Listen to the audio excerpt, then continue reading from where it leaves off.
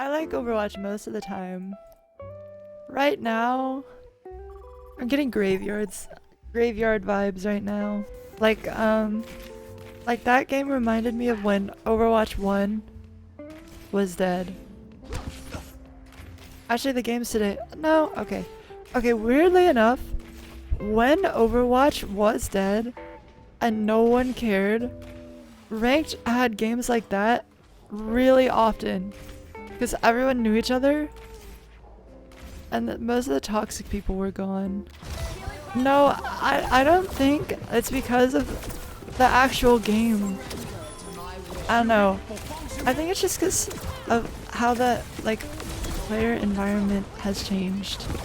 Like when Overwatch 1 first released, everyone talks about Season 2 of Overwatch 1. The golden age where Overwatch is the most fun it's ever been. But if you look at that and compare it to the game now, it's so bad. But it's just because everyone was new and I suppose less bitter, and we were all just figuring things out for the first time. And that's what made it so great.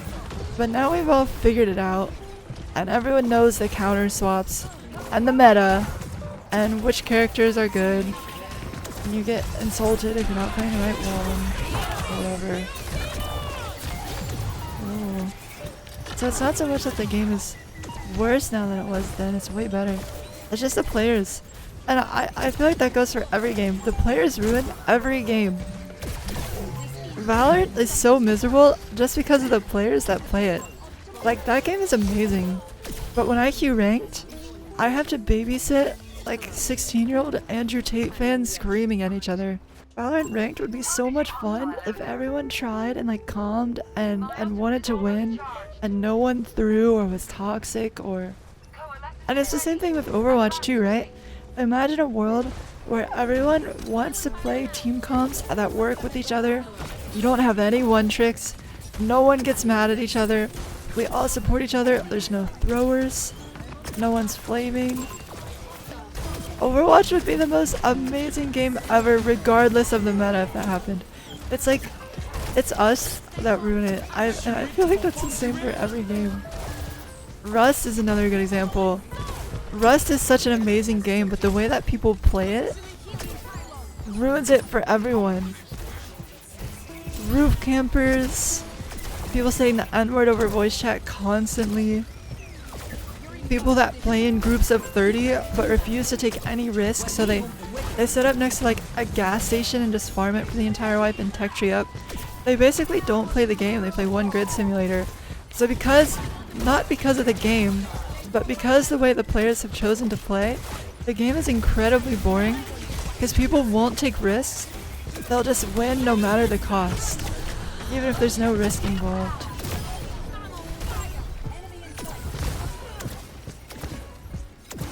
Oh. Hello. And it goes like that for every competitive game, I think. Comp games just suck because of us. like it's the players that ruin competitive games. That's why comp is miserable in every single game you ever play. No one has been able to figure it out. You can punish players all you want, but you can't stop them from making 50 different accounts and avoiding the punishment and always being a problem. Fighting games have a good community, mostly true, but there's also people that intentionally lag their games so that they have an advantage. There's people that unplug their internet so that their loss doesn't count as a loss. Some people smell bad. No matter what, there's always someone ruining something. Think about how many good things we've had to lose because some people will abuse it.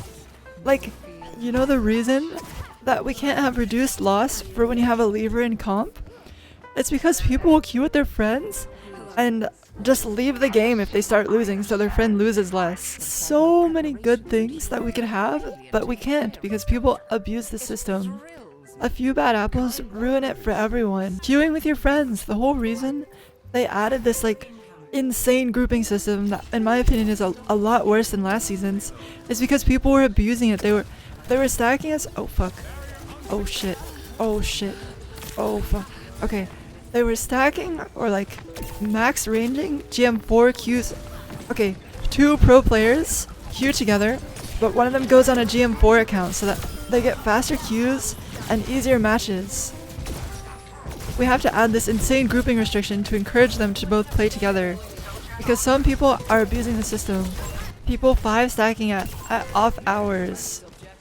The reason that we can't have normal SR gains and losses when playing in a wide group is because people would abuse it and boost their friends. Ouch. What else can I rant about? Any other games to rant about? This is why single player games also are just the best. Like, you play Civ 6, it's amazing when you play alone, and then you start going into competitive 6-6 playing against each other, and everyone just ruins. It's like ruined. Impossible to balance.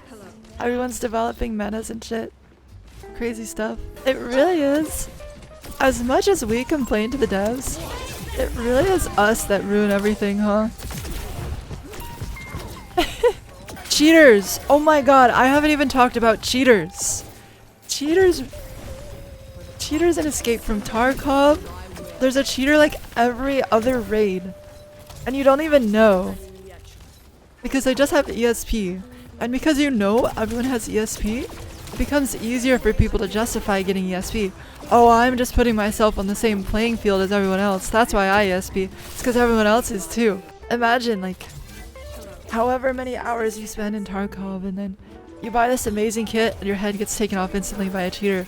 Or how many amazing moments, how many plays have been stopped by someone cheating, or how many moments that you wouldn't even realize you missed out on because of a cheater. Because it would have happened later. But you just died at the start of the raid. Or people that play Tarkov and watch Netflix and sit in a bush for 30 minutes until they hear footsteps and then they shoot them. Or people that lie at the extract with a sniper rifle waiting for other people to play, watching TikToks or something, and when they hear footsteps, they stand up and shoot them, get the freest kill of their lives, and steal all the stuff that that person got for playing the raid. It's the people. Cheaters in Overwatch. How many times have we lost to a cheater without even knowing? In all of my Overwatch spectating cheater videos, there's people in the comments that are like, oh no, they're not cheating, what? She was just mad that she lost. And it'll be like the most blatant aimbot you've ever seen. How many games have these people lost to cheaters and they don't even know? Or people selling accounts in Overwatch or Fortnite. How many games have you had ruined by someone who bought an account or paid for a boost from someone that on their own account and like they didn't deserve it, and it just so many games. Private profiles were added because people were being toxic to other people because of their profile. Now we can't check anyone's profiles. We can't see what other people play to pick around them. Because we had to add this feature because people are being assholes. Like, you could actually go on forever about how we all ruin our own game. It's just so doomed. Like, I get on here every single day and I suffer for 4 hours to get the one game where everyone's talking and we don't have a one trick and everyone wants to pick the right heroes and play a team comp and work together, and that one game makes it worth it. But I have to sit here through 4 hours of stomps and one tricks on shitty maps and misunderstandings and people flaming over the scoreboard just so I can have that one match that finally feels good. Oh my. And the worst part is that it's actually worth it.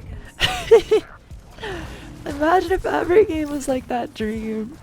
Oh, Overwatch would be so good. How many times have I queued into top 20 Overwatch lobbies all day for hours on end with professional players in there and just not had anyone talk? It's supposed to be the pinnacle of ranked.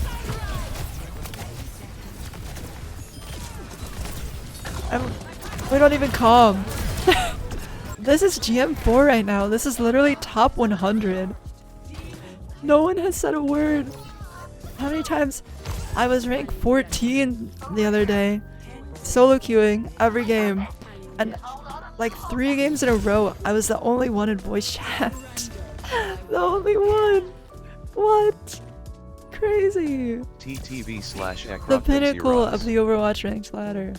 You would think the higher you get, the better your games get, and everyone will care. But no, how many games do I lose where everyone in the lobby is a pro, but we have a Mercy one trick or a Lifeweaver one trick, and they're playing dive, and we just instantly lose because this person won't swap.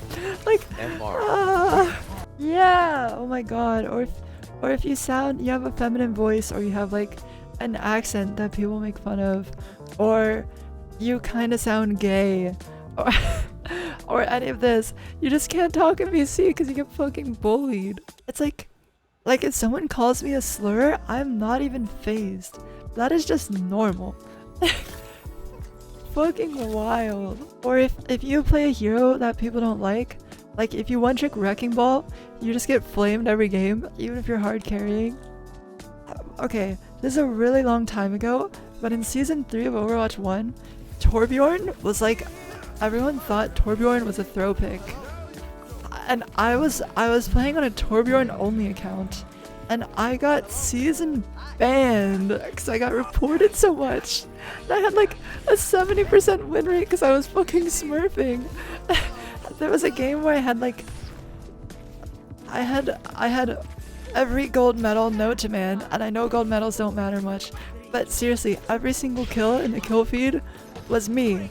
Because I'm playing Torbjorn in like a silver lobby, and my entire team was flaming me, and they said, my whole team said report me in the chat for throwing after we lost.